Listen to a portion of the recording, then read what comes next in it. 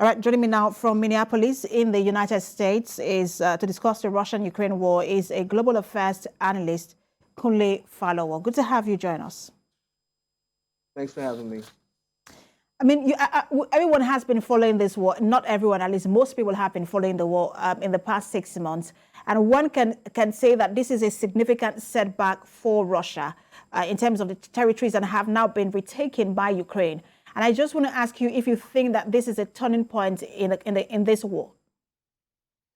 Yes, it's definitely a turning point for not just the Ukrainians and the military personnel of Ukraine.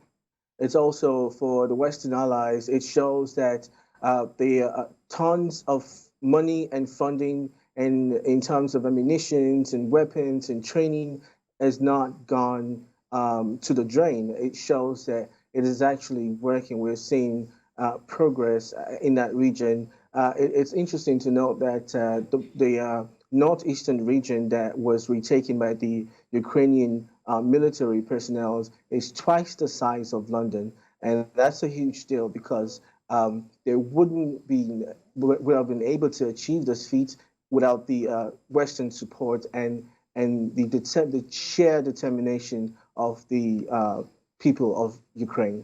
Mm. But Russia is not also taking this lightly.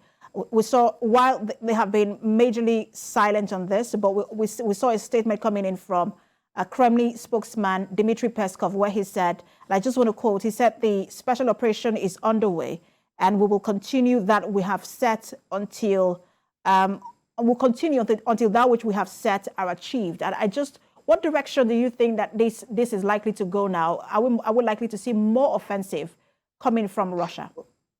Well, to start with, going into the war over 6 months ago, the Russians had thought that it would be a walk in the park. They had felt that they overestimated their ability to take over Ukraine because they were able to annex Russia in 2014 without any resistance from the Ukrainians, and they felt like they would just go into Ukraine and just take over the country. Unfortunately, they underestimated the people of Ukraine. And also, let me remind our listeners and watchers, viewers, that when you talk about numbers, there are more amounts of people, military personnel on the Russian side than the Ukrainian side. So meaning that the willpower lies with the side of the Ukrainians, and when you talk about strength and military numbers, it lies with the side of the Russians. But that's not the way war works. Obviously, we've seen it now that numbers don't really matter.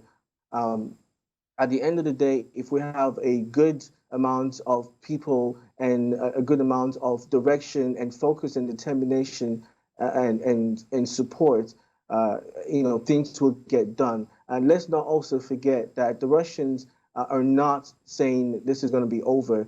This is ongoing, and there's still going to be another counter-offensive.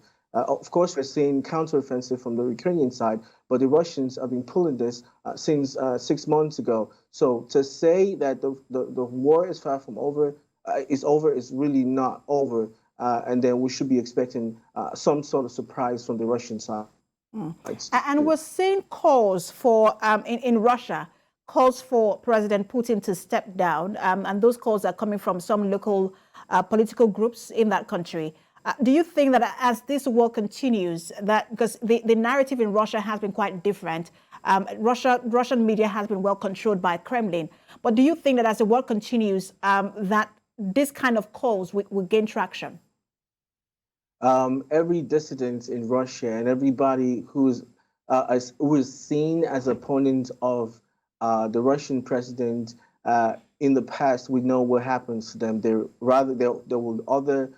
It's either they get disappeared or you don't hear from them afterwards, or they get thrown in jail. There's thousands and thousands of human rights violations and abuses and all that coming in from the Russian side, especially from the oligarchs. So all of those little talks here and there, it's still going to be ongoing, but it does really little to to persuade or dissuade the Kremlin from doing what they are setting out to do. Thank you so much for talking to us. It was a pleasure. Global Affairs Analyst Kunle Falowo. My pleasure. Thank you so much.